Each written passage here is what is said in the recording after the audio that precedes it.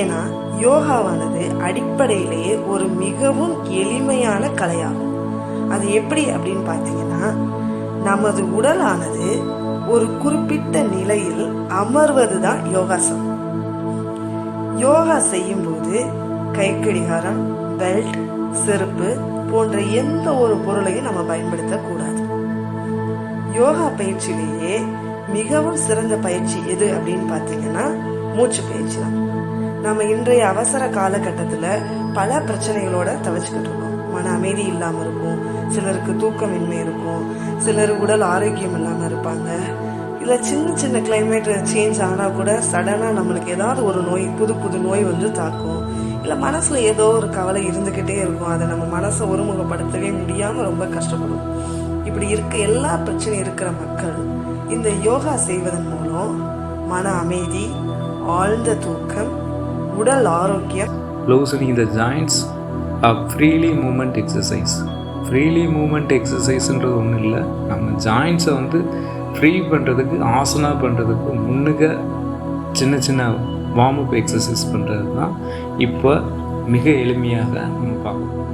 Free hand எக்ஸசைஸ்ன்னு சொல்லுவோம், அல்லது simple எக்ஸசைஸ்ன்னு சொல்லுவோம், அல்லது வந்து லூசனிங் த ஜாயின்ட்ஸ் அப்படின்னு சொல்லுவோம்.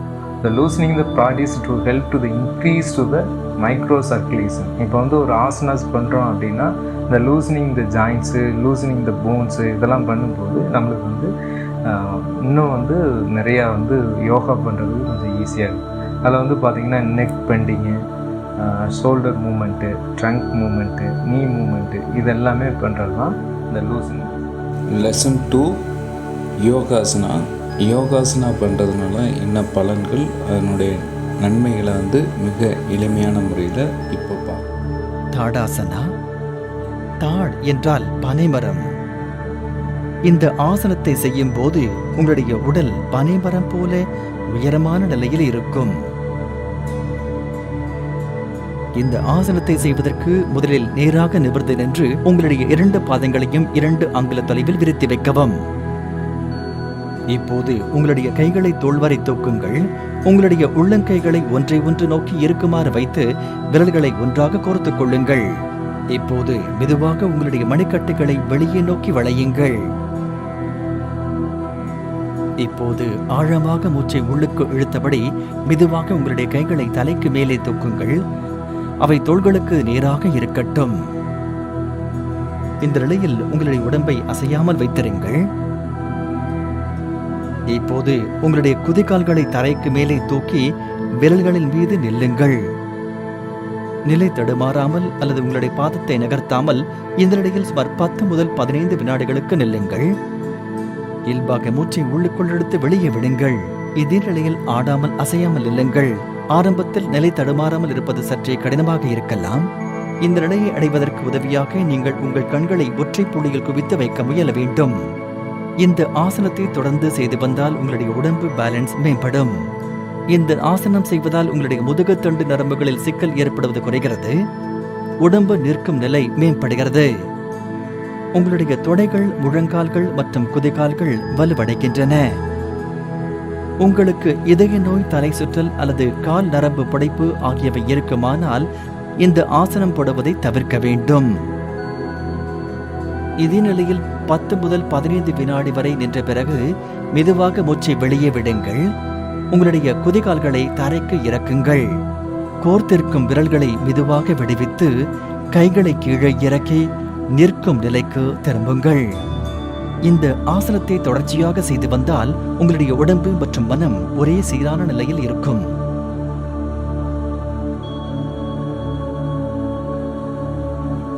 விருக்ஷாசனா. விருக்ஷ என்றால் மரம் என்று பொருள். இந்த ஆசனம் உங்கள் உடலை நிலையாக, நேராக மற்றும் மரம் போல் உறுதியாக வைக்க செய்கிறது.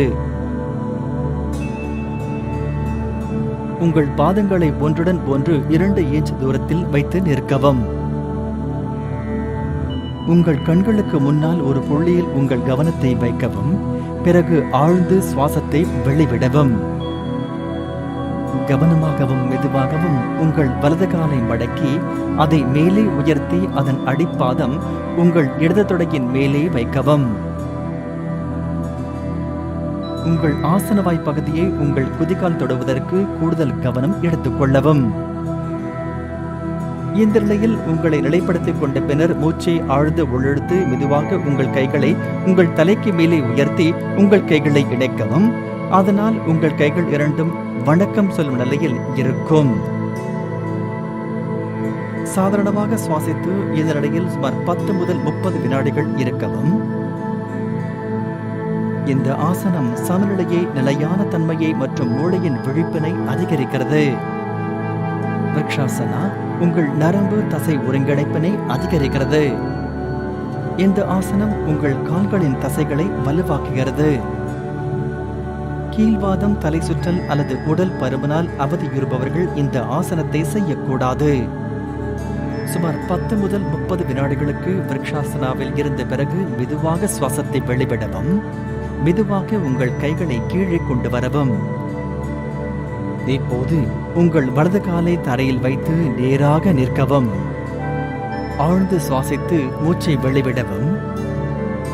இப்போது முழு செயல்முறையையும் உங்கள் இடது காலுக்கு திரும்பச் செய்யவும்.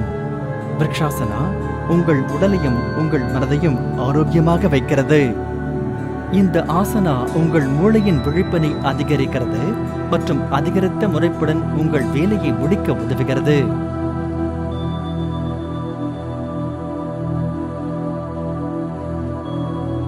பாத ஹஸ்தாசனா. சமஸ்கிருதத்தில் பாதம் என்பது கால் பாதங்களையும் ஹஸ்த என்பது கைகளையும் குறிக்கிறது. அதனால்தான் யோகாசனத்தில் பாத ஹஸ்தாசனா என்பது உங்கள் கைகளை கொண்டு பாதங்களை தொடுவதாகும். இந்த ஆசனம் உத்தனாசனம் என்றும் அழைக்கப்படுகிறது. இந்த ஆசனத்தை செய்வதற்கு முதலில் உங்கள் பாதங்களை ஒன்றுக்கு ஒன்று 2 இன்ச் தூரத்தில் வைத்துக்கொண்டு நேராக நிற்கவும். இப்போது நீண்ட சுவாசத்தை செய்து கைகள் இரண்டையும் முன்னோக்கி உங்கள் தலைக்கு மேலே நேராக உயர்த்தவும். உங்கள் இடுப்புக்கு மேலே உங்கள் உடலை இயன்றவரை மேலே நீட்டவும். இந்த நிலையில் மெதுவாக சுவாசத்தை வெளிவிடும் போது உங்கள் உடலை உங்கள் உள்ளங்கைகள் இரண்டும் தரையை தொடும் அளவுக்கு முன்னோக்கி குனியவும். கீழே குனியும் போது உங்கள் கைகளும் தலையும் ஒரே நேரத்தில் கீழ்நோக்கி போகுமாறு கவனித்துக் கொள்ளவும். உங்களுக்கு முதுகுப்பிடிப்பு பிரச்சனை இருந்தால் நீங்கள் ஏதேனும் சிரமம் அல்லது கஷ்டத்தை அனுபவிக்காதவாறு உங்களால் இயன்ற அளவுக்கு மட்டும் குனியவும்.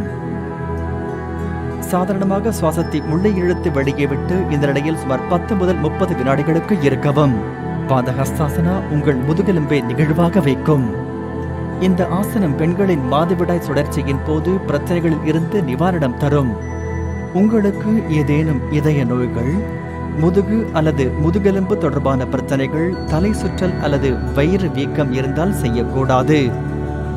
குடல் இறக்கம், அதிகமான கிட்ட பார்வை, வயிற்றுப்புண் அல்லது கர்ப்பிணி பெண்கள் இந்த ஆசனத்தை செய்யக்கூடாது. இந்த நிலையில் 10 முதல் 30 வினாடிகளுக்கு இருக்கவும். ஆழ்ந்து சுவாசம் செய்து நிற்கும் நிலைக்கு மேலே வரவும்.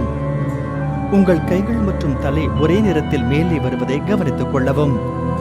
இதை செய்யும் போது உங்கள் கைகள் இரண்டையும் உங்கள் தலைக்கு மேலே நீட்டவும். சுவாசத்தை வெளிவிடும் போது உங்கள் கைகள் இரண்டையும் கீழே கொண்டு வந்து தளர்த்தவும். இந்த ஆசனத்தை வழக்கமாக பயிற்சி செய்வது உங்கள் செரிமான செயல்பாட்டினை மேம்படுத்தி மலச்சிக்கலில் இருந்து நிவாரணம் தரும்.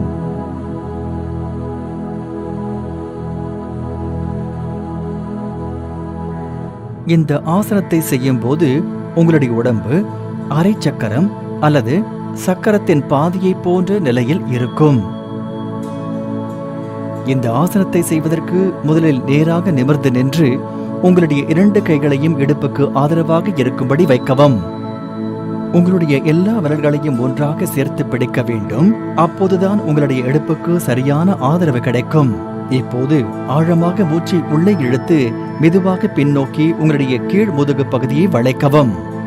உங்களுடைய தலையை அது உங்களுடைய கழுத்து தசை வரை நீளும்படி பின்னோக்கி வளைக்கவும். மூச்சை இயல்பான முறையில் உள்ளே இழுத்து வெளியே விடவும். இதே நிலையில் அப்படியே சுமார் 10 முதல் 30 வினாடிகள் வரை இருக்கவும். அர்த்த சக்கராசனா உங்களுடைய முதுகுத்தண்டை இறுக்கமின்றி வைக்கிறது. இது உங்களுடைய முதுகுத்தண்டு நரம்புகளை வலுவாக்குகிறது. இந்த ஆசனம் உங்களுடைய திரிகோணாசனா. இது ஏன் இப்படி அழைக்கப்படுகிறது என்றால், இந்த ஆசனத்தை செய்யும் போது நமது உடலின் கைகள், கால்கள் மற்றும் முதுகு எலும்பு ஆகிய பாகங்கள் ஒரு முக்கோணம் போன்ற வடிவை உருவாக்குகின்றன. இந்த ஆசனத்தை செய்வதற்கு நேராக நிமிர்ந்து நில்லுங்கள். கால்களை கூடுமானவரை சௌகரியமான தொலைவில் விரியுங்கள். மெதுவாக உங்களுடைய கைகளை உங்களுடைய 2 தோள்களுக்கு நேராக இருக்கும்படி உயர்த்துங்கள். உங்களுடைய கைகள் நேராக சம அளவில் இருக்கட்டும். ஒன்றுக்கு ஒன்று மேலேயோ அல்லது கீழேயோ, முன்னாலோ அல்லது பின்னாலோ இருக்கக்கூடாது. உங்களுடைய இடது பாதத்தை நேராக வைத்தபடி வலது பாதத்தை 90 டிகிரி கோணத்தில் வைக்கவும். ஆழமாக நீண்ட மூச்சை இழுங்கள். இப்போதே மூச்சை வெளியே விட்டு மெதுவாக உங்களுடைய உடம்பை உங்களுடைய இடுப்பிலிருந்து வலதுபுறமாக திருப்புங்கள். உங்களுடைய வலது கையால் வலது கணுக்காலை தொட முயற்சிக்கவும். வலது கையை ஆகாயத்தை நோக்கி உயர்த்துங்கள். உங்களுடைய கணுக்கால்களை தொடுவது உங்களில் சிலருக்கு முடியாமல் போகலாம். அப்படியானால் உங்களுடைய கையை சௌகரியமான நிலை வரை நீட்டவும். இதே நிலையில் சிறிது நேரம் நில்லுங்கள். இயல்பாக மூச்சை உள்ளுக்குள் இழுத்து வெளியே விடுங்கள். உங்களுடைய உடம்பு முழுவதும் ரிலாக்ஸாக இருப்பதை உணர்வீர்கள். மெதுவாக மூச்சை உள்ளுக்குள் இழுத்து உங்களுடைய நேரான நிலைக்கு திரும்புங்கள். உங்களுடைய வலது பாதத்தை நேராக்குங்கள். அடுத்து உங்களுடைய இடது பாதத்தை கொண்டு இந்த ஆசனத்தை உங்களுடைய இடதுபுறத்தில் செய்யவும். இந்த ஆசனத்தை செய்வது சுலபமானது மற்றும் பயன்மிக்கது. இது இடுப்பு தசையை நேராக்க உதவுகிறது. பாதம் தட்டையாவதை தடுக்கிறது. இது உங்களுடைய தொடைகள், தோள்கள், மார்பு மற்றும் முதுகுத்தண்டு ஆகியவற்றை வலுவாகவும் தளர்வாகவும் வைக்கிறது. உங்களுடைய கழுத்தில் அல்லது முதுகில் காயம் இருக்குமானால், அல்லது இடுப்பு எலும்பு பிசகல் அல்லது சியாட்டிகா நோயினால் நீங்கள் சங்கடப்பட்டால் இந்த ஆசனத்தை செய்ய வேண்டாம். நீண்ட மூச்சை உள்ளுக்குள் இழுத்து வெளியே விடும்போது உங்கள் மனம் அமைதியடைகிறது. பதற்றம் இல்லாமல் ரிலாக்ஸ் ஆகிறது.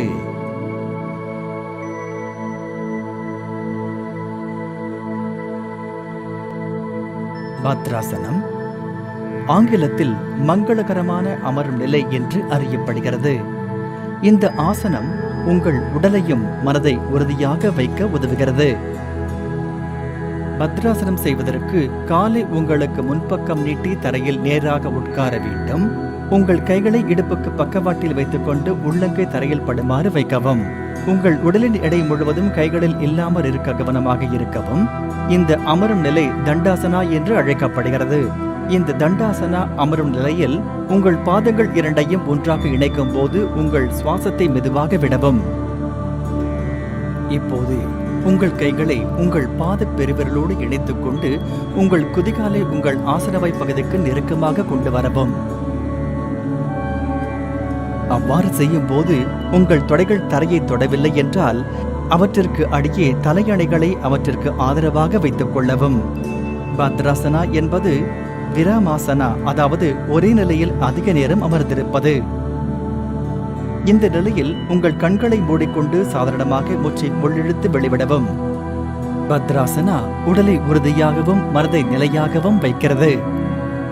அது மூட்டுக்கள் மற்றும் இடுப்பு மூட்டுக்களின் எலும்புகளை வலுப்படுத்தி மூட்டுக்களில் வலியை குறைக்கிறது. வயிற்றில் இருக்கும் எந்த வகையான அழுத்தத்தையும் குறைக்க உதவுகிறது.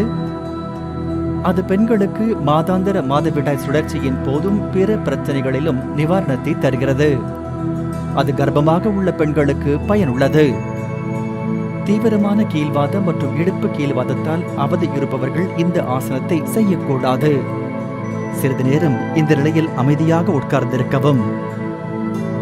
மெதுவாக உங்கள் மூச்சினை உள்ளிழுக்கும் போது உங்கள் கால்களை முன்னோக்கி நீட்டவும். சிறிது நேரம் தண்டாசனாவில் ஓய்வாக அமர்ந்திருக்கவும்.